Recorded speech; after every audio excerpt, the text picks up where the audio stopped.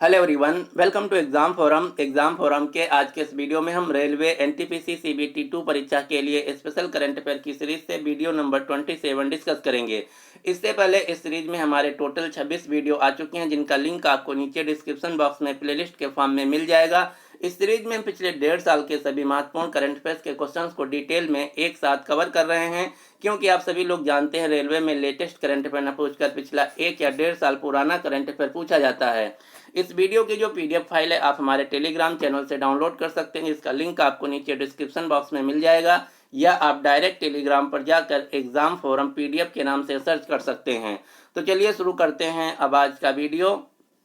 आज का पहला क्वेश्चन है, ऑस्ट्रेलियन ओपन 2022 में पुरुष एकल टेनिस टूर्नामेंट को किसने जीत लिया? तो इस क्वेश्चन का राइट आंसर है ए, राफेल नाडाल ने। राफेल नाडाल जो कि स्पेन देश के टेनिस खिलाड़ी हैं। इसी से रिलेटेड दूसरा क्वेश्चन है, ऑस्ट्रेलियन ओपन 2022 में महिला एकल टेनिस टूर्नामेंट को किसने जीत लिया? तो इस क्वेश्चन का राइट आंसर है डी, एशले बार्टी ने। एशले बार्टी जो कि ऑस्ट्रेलिया देश की टेनिस खिलाड़ी हैं। अब आपको 4 टेनिस टूर्नामेंट के नाम याद रखने हैं। ये 4 टेनिस टूर्नामेंट कौन कौन से हैं? Australian open, French open, Wimbledon open, US open. इन 4 टेनिस टूर्नामेंट को ग्रैंड स्लैम के नाम से जाना जाता है। अब यहाँ से कई सारे क्वेश्चन पूछे जाते हैं। जैसे पहला क्वेश्चन पूछा जाता है कि इन ग्रैंड स्लैम का आयोजन किस शहर में किया जाता है या किस शहर में खेले जाते हैं? तो ऑस्ट्रेलियन ओपन ऑस्ट्रेलिया के मेलबोर्न शहर में, फ्रेंच ओपन फ्रांस के पेरिस में, विंबलडन ओपन यूके के लंदन में, यूएस ओपन अमेरिका के न्यूयॉर्क शहर में खेला जाता है। इसी से रिलेटेड दूसरा क्वेश्चन पूछा जाता है कि इन ग्रैंड स्लैम को कब या किस महीने में खेला जाता है? तो ऑस्ट्रेलियन ओपन साल में सबसे पहले जनवरी से फरवरी के मध्य, फ्रेंच ओपन मई से जून के मध्य, विंबलडन ओपन जून से जुलाई के मध्य, यूएस ओपन सबसे बाद में अगस्त से सितंबर के मध्य खेला जाता है। अब यहीं से तीसरा क्वेश्चन पूछा जाता है कि यह ग्रैंड स्लैम किस प्रकार के मैदान पर खेले जाते हैं? तो ऑस्ट्रेलियन ओपन तथा यूएस ओपन हार्ड कोर्ट पर, फ्रेंच ओपन क्ले कोर्ट पर, विंबलडन ओपन ग्रास कोर्ट पर खेला जाता है। आप ये जो फोटो में देख पा रहे हैं, ये है हार्ड कोर्ट, ये है क्ले कोर्ट और ये है ग्रास कोर्ट। ये तो बात हो गई 2022 के ऑस्ट्रेलियन ओपन की। आप रेलवे की परीक्षा देने जा रहे हैं, इसलिए आपको 2021 के भी सभी टेनिस टूर्नामेंट याद रखने हैं। 2022 में अभी सिर्फ ऑस्ट्रेलियन ओपन खेला गया है। तो चलिए अब हम देख लेते हैं 2021 के सभी टेनिस टूर्नामेंट। जैसे 2021 में ऑस्ट्रेलियन ओपन में पुरुष एकल का खिताब जीत लिया था नोवाक जोकोविच ने। ऑस्ट्रेलियन ओपन 2021 में महिला एकल का टेनिस टूर्नामेंट जीत लिया था नाओमी ओसाका ने। फ्रेंच ओपन 2021 में पुरुष एकल का खिताब जीत लिया था नोवाक जोकोविच ने। फ्रेंच ओपन 2021 में महिला एकल का खिताब जीता था बारबोरा क्रेजिस्केवा ने। विंबलडन ओपन 2021 में पुरुष एकल का खिताब जीत लिया था नोवाक जोकोविच ने। विंबलडन ओपन 2021 में महिला एकल का खिताब जीता था एशले बार्टी ने। इसी प्रकार से यूएस ओपन 2021 में पुरुष एकल का खिताब जीत लिया था डेनियल मेदवेदेव ने। यूएस ओपन 2021 में महिला एकल का खिताब जीत लिया था एम्मा रादुकानु ने। तो ये हैं सभी 2021 की टेनिस टूर्नामेंट। इनका आपको स्क्रीनशॉट लेके अच्छी तरीके से तैयार करना है। यहाँ से निश्चित ही आपके परीक्षा में एक क्वेश्चन पूछा जाएगा। अब आपको कुछ फेमस टेनिस खिलाड़ियों के नाम याद रखने हैं। यहाँ से आपके परीक्षा में डायरेक्ट क्वेश्चन पूछा जाता है कि दिया गया खिलाड़ी किस देश से है या फिर दिया गया खिलाड़ी किस खेल से संबंधित है। पिछली बार जो आरआरबी एनटीपीसी सीबीटी 1 हुआ था, उसमें क्वेश्चन पूछा गया था मारिया सारापोवा को लेकर। तो यहाँ पर मैंने सभी फेमस टेनिस खिलाड़ियों के नाम लिख रखा है। राफेल नाडाल स्पेन देश के टेनिस खिलाड़ी हैं। नोवाक जोकोविच सर्बिया देश के खिलाड़ी हैं। रोजर फेडरर स्विट्जरलैंड देश के खिलाड़ी हैं। सरेना विलियम्स अमेरिका देश की टेनिस खिलाड़ी हैं। मारिया सारापोवा रूस की टेनिस खिलाड़ी हैं। नाओमी ओसाका जापान देश की टेनिस खिलाड़ी हैं। एम्मा रादुकानु ब्रिटेन की टेनिस खिलाड़ी हैं। एशले बार्टी ऑस्ट्रेलिया देश से हैं। सिमोना हालेप रोमानिया देश से हैं। इगा स्विएटेक पोलैंड देश की टेनिस खिलाड़ी हैं। अगला क्वेश्चन है, वैश्विक युवा विकास सूचकांक ग्लोबल यूथ डेवलपमेंट इंडेक्स 2021 में भारत का स्थान क्या है? तो इसमें भारत की रैंक है 122 122। और वैश्विक युवा विकास सूचकांक 2021 में सबसे नंबर 1 पर देश है सिंगापुर, जबकि सबसे खराब स्थान यानी कि सबसे नीचे में लास्ट में है अफगानिस्तान और नाइजर देश। अंतर्राष्ट्रीय युवा दिवस हर साल मनाया जाता है 12 अगस्त को, जबकि भारत में राष्ट्रीय युवा दिवस हर साल मनाया जाता है 12 जनवरी को। 2022 का जो राष्ट्रीय युवा दिवस है, इसकी थीम थी it's all in the mind. और 12 जनवरी को ही भारत में राष्ट्रीय युवा महोत्सव मनाया जाता है, जो कि इस साल पुडुचेरी में मनाया गया। अब आपको कुछ जो सूचकांक हैं उनको याद रखना है। यहाँ से आपके परीक्षा में डायरेक्ट क्वेश्चन पूछा जाएगा। ग्लोबल स्टार्टअप इंडेक्स 2021 में भारत की रैंक है 20। वैश्विक साइबर सुरक्षा सूचकांक 2021 में भारत की रैंक है 10। सतत विकास इंडेक्स 2021 में भारत की रैंक है 120। विश्व प्रतिस्पर्धात्मक सूचकांक में भारत की रैंक है 43। वैश्विक शांति सूचकांक में भारत की रैंक है 135। इसी प्रकार से विश्व प्रसन्नता सूचकांक 2022 में रैंक है भारत की 136, जबकि विश्व प्रसन्नता सूचकांक 2021 में भारत की रैंक है 139। अब यहाँ से एक आपको क्वेश्चन याद रखना जो कि बहुत ही महत्वपूर्ण क्वेश्चन है। एक रिपोर्ट जारी की गई थी, उस रिपोर्ट में बताया गया था कि पिछले 100 सालों में, यानी कि सदी के शीर्ष परोपकारी लोगों की सूची में नंबर 1 है भारत के जमशेदजी टाटा। पिछले 100 वर्षों में जितने भी व्यक्तियों ने दान किया है, उनमें से सबसे ज़्यादा दान करने वाले व्यक्ति हैं भारत के जमशेदजी टाटा। अगला क्वेश्चन है, राष्ट्रीय शिक्षा नीति नेशनल एजुकेशन पॉलिसी 2020 के क्रियान्वयन के संबंध में आदेश जारी करने वाला भारत का पहला राज्य कौन बन गया है? तो इस क्वेश्चन का राइट आंसर है सी, कर्नाटक राज्य। कर्नाटक राज्य के मुख्यमंत्री हैं बसवराज बोम्मई। यहाँ के राज्यपाल हैं थावरचंद गहलोत। कर्नाटक राज्य की राजधानी है बेंगलुरु, जिसे हम space city, IT capital of India या गार्डन सिटी ऑफ इंडिया के नाम से भी जानते हैं। अब आपको राष्ट्रीय शिक्षा नीति नेशनल एजुकेशन पॉलिसी 2020 से 2-3 क्वेश्चन याद रखने हैं। पहला क्वेश्चन, जो राष्ट्रीय शिक्षा नीति 2020 है, इसने राष्ट्रीय शिक्षा नीति 2086 का स्थान लिया है, यानी कि इससे पहले भारत में राष्ट्रीय शिक्षा नीति 1986 में लाई गई थी। जो राष्ट्रीय शिक्षा नीति 2020 है, इसके अध्यक्ष थे के कस्तूरी रंजन। राष्ट्रीय जो शिक्षा नीति 2020 है, इसका एम है भारत के एजुकेशन सिस्टम को ट्रांसफॉर्म कर देना, बदल देना वर्ष 2040 तक। राष्ट्रीय शिक्षा नीति 2020 में 10+2 मॉडल के स्थान पर 5+3+3+4 मॉडल अपनाया गया है। वर्तमान में भारत के शिक्षा मंत्री हैं धर्मेंद्र प्रधान। अगला क्वेश्चन है, राष्ट्रीय स्वच्छ गंगा मिशन के नए महानिदेशक के रूप में किसे नियुक्त किया गया? तो इस क्वेश्चन का राइट आंसर है बी, जी अशोक कुमार को राष्ट्रीय स्वच्छ गंगा मिशन के नए महानिदेशक के रूप में नियुक्त किया गया है। जो राष्ट्रीय स्वच्छ गंगा मिशन, ये जल शक्ति मंत्रालय के अधीन आता है, जिसके वर्तमान में मंत्री हैं गजेंद्र सिंह शेखावत। अब आपको यहाँ से एक क्वेश्चन याद रखना जो कि बहुत ही महत्वपूर्ण है। क्वेश्चन क्या है? जो जी अशोक कुमार है, ये राष्ट्रीय गंगा स्वच्छ मिशन के अध्यक्ष हैं, और इन्हीं से रिलेटेड एक दूसरा नाम है, ये नाम है जी अशोक कुमार ही, जो कि भारत के पहले राष्ट्रीय समुद्री सुरक्षा समन्वयक यानी कि नेशनल मैरीटाइम सिक्योरिटी कोऑर्डिनेटर बनाए गए हैं। तो ये दोनों नाम सेम है, लेकिन व्यक्ति अलग अलग हैं, आपको याद रखना है। अगला क्वेश्चन है, 2021 में पहली बार आयोजित ICC वर्ल्ड टेस्ट चैंपियनशिप को किसने जीत लिया है? ये क्वेश्चन बहुत ही महत्वपूर्ण है, क्योंकि जो ICC टेस्ट चैंपियनशिप है, इसका पहली बार 2021 में आयोजन किया गया, जिसका पहला खिताब न्यूजीलैंड देश ने जीत लिया था, यानी कि इस क्वेश्चन का राइट आंसर है डी। अब आपको ICC से रिलेटेड सभी क्वेश्चन एक साथ याद रखने हैं। जैसे ICC महिला क्रिकेट विश्व कप 2022 को जीत लिया है ऑस्ट्रेलिया देश ने। इसी प्रकार से ICC पुरुष T20 विश्व कप 2021 को भी जीत लिया है ऑस्ट्रेलिया ने। ICC पुरुष 2021 में ICC महिला क्रिकेटर ऑफ द ईयर का पुरस्कार, जिसमें राचेल हे होफ्लिंट ट्रॉफी दी जाती है, ये दिया गया है भारत की स्मृति मंधाना को। ICC पुरुष क्रिकेटर ऑफ द ईयर का पुरस्कार, जिसमें सर गारफील्ड सोबर्स ट्रॉफी दी जाती है, ये दिया गया है पाकिस्तान के शाहीन अफरीदी को।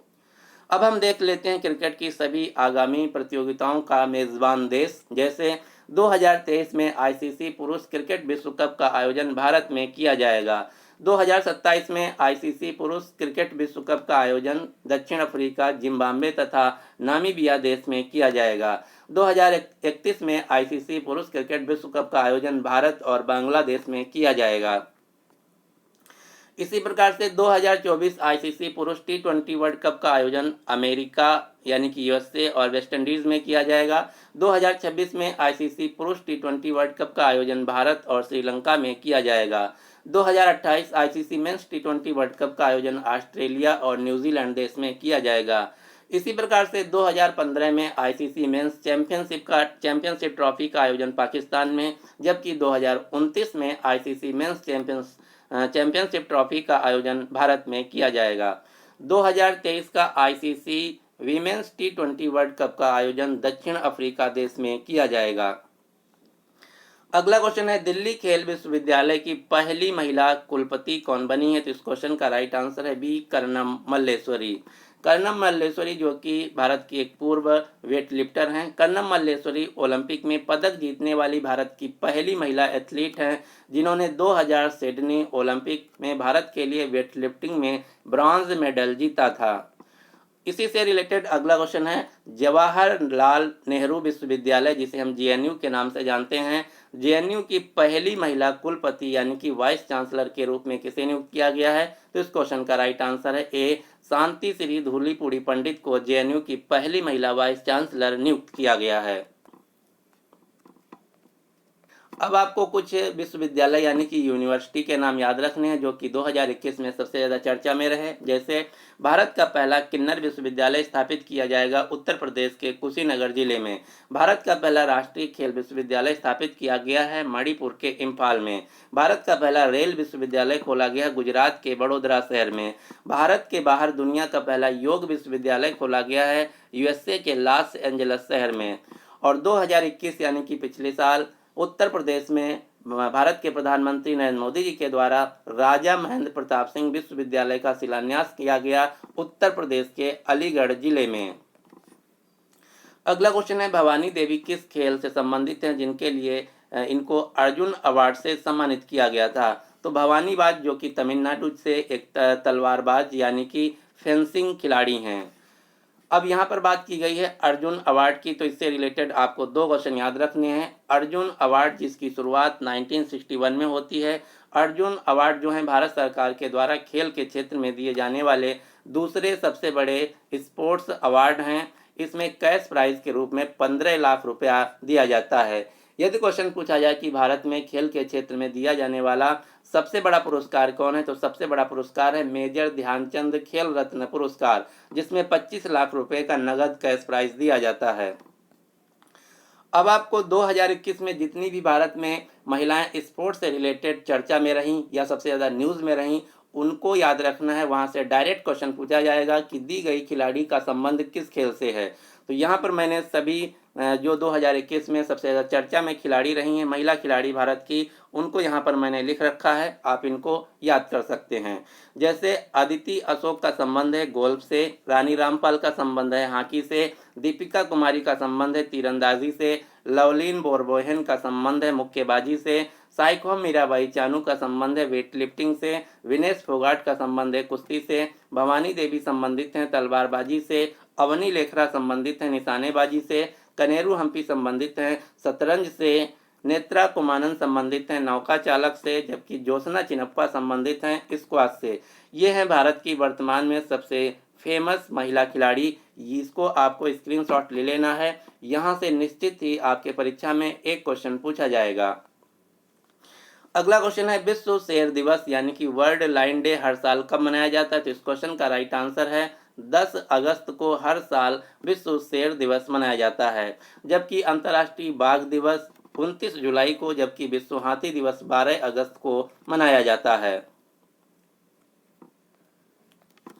अगला क्वेश्चन है, जस्टिस आयशा मलिक किस देश की पहली महिला सुप्रीम कोर्ट की जज बनी हैं? तो जस्टिस आयशा मलिक जो है ये पाकिस्तान देश के सुप्रीम कोर्ट की पहली महिला जज बनी हैं। पाकिस्तान देश जो कि हमारा पड़ोसी देश है।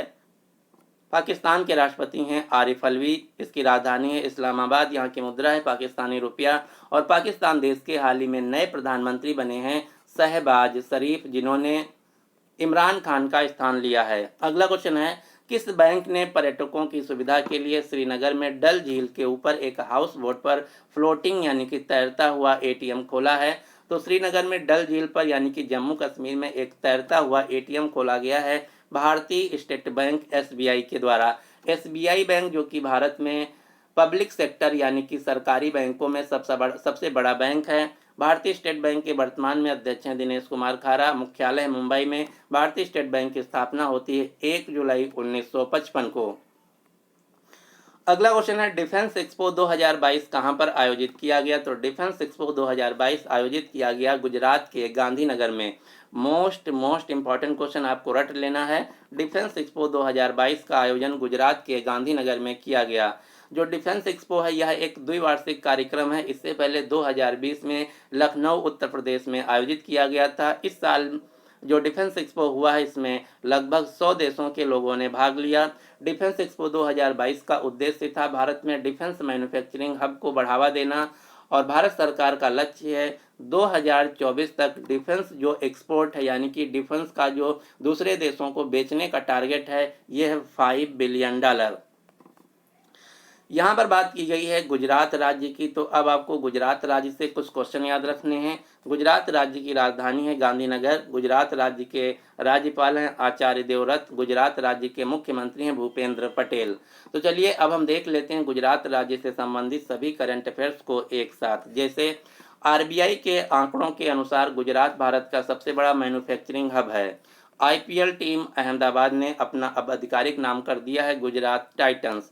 गांधीनगर में गुजरात के गांधीनगर में भारत का पहला समुद्री मध्यस्थता केंद्र खोला गया है। गुजरात के कच्छ जिले के कुनरिया गांव में 2021 में पहली बार बालिका पंचायत आयोजित किया गया जो कि भारत में एक पहला अनूठा प्रयोग था। इसी प्रकार से नीति आयोग के निर्यात तैयारी सूचकांक 2021 में गुजरात राज्य ने प्रथम स्थान हासिल किया है।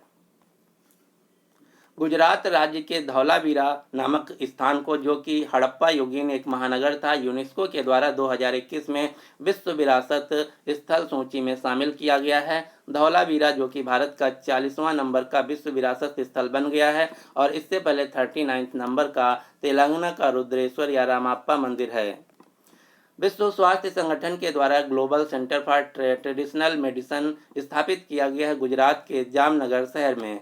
रिलायंस कंपनी के द्वारा दुनिया का सबसे बड़ा चिड़ियाघर स्थापित किया जाएगा गुजरात के जामनगर शहर में। भारत का पहला अंतर्राष्ट्रीय समुद्री सेवा क्लस्टर स्थापित किया जाएगा गुजरात के गिफ्ट सिटी में। गुजरात में बन रहा है दुनिया का सबसे बड़ा ग्रीनफील्ड जिंक स्मेल्टर यानी कि जिंक बनाने वाली फैक्ट्री दुनिया की सबसे बड़ी जो कि गुजरात में बन रही है। भारत का पहला खेल मध्यस्थता केंद्र यानी कि स्पोर्ट आर्बिट्रेशन सेंटर खोला गया है गुजरात के अहमदाबाद शहर में। भारत का पहला समुद्री मध्यस्थता केंद्र खोला गया है गुजरात के गांधीनगर शहर में। सुशासन सूचकांक 2021 में नंबर 1 राज्य है गुजरात। एफएसएसआई राज्य खाद्य सुरक्षा सूचकांक में नंबर 1 राज्य है गुजरात। रेल मंत्रालय ने गुजरात के नर्मदा जिले के केवड़िया रेलवे स्टेशन का नाम बदलकर अब इसका नया नाम कर दिया है एकता नगर रेलवे स्टेशन। गुजरात के सूरत में भारत में पहली बार स्टील के कचरे से निर्मित एक सड़क बनाई गई है जो सूरत शहर ये ताप्ती या तापी नदी के किनारे स्थित है। अमेजन इंडिया कंपनी के द्वारा भारत में भारत का सबसे बड़ा अमेजन डिजिटल सेंटर लॉन्च किया है गुजरात के सूरत शहर में। भारत की पहली बुलेट ट्रेन का जो पहला रेलवे स्टेशन है ये गुजरात के सूरत में बनेगा जो कि वर्ष 2024 तक बनकर तैयार हो जाएगा। भारत और पुर्तगाल देश ने मिलकर गुजरात के लोथल शहर में भारत का पहला राष्ट्रीय समुद्री विरासत स्थल स्थापना करने के लिए मंजूरी दिया है। अब आपको गुजरात राज्य से 2 मंदिर के नाम याद रखने हैं। उमिया माता का मंदिर जो कि गुजरात के जूनागढ़ में है। सोमनाथ का मंदिर जो कि गुजरात के काठियावाड़ प्रांत में है। भारत का पहला रेलवे विश्वविद्यालय गुजरात के बड़ोदरा शहर में खोला गया है। बड़ोदरा शहर जो कि विश्वामित्री नदी के किनारे स्थित है। स्टैचू ऑफ यूनिटी जो कि गुजरात के नर्मदा जिले में स्थित है। स्टैचू ऑफ यूनिटी जो कि सरदार वल्लभ भाई पटेल जी की प्रतिमा है। स्टैचू ऑफ यूनिटी जो कि दुनिया की सबसे ऊंची प्रतिमा है जिसकी लंबाई 182 मीटर या फिर 597 फीट है। लेकिन यहीं पर यदि आपसे क्वेश्चन पूछा जाए कि स्टैचू ऑफ इक्वालिटी कहाँ है, जो कि रामानुजाचार्य जी की प्रतिमा है, ये हैदराबाद तेलंगाना में है। स्टैचू ऑफ नॉलेज जो कि अंबेडकर जी की प्रतिमा है, ये महाराष्ट्र के लातूर में है। स्टैचू ऑफ पीस जो कि राजस्थान के पाली में स्थित है। अगला क्वेश्चन है, पेट्रोलियम निर्यातक देशों के संगठन ओपेक ने अपना नया महासचिव किसे नियुक्त किया है? तो इस क्वेश्चन का राइट आंसर है हैथम अलघिस को, यानी कि इस क्वेश्चन का राइट आंसर है ए।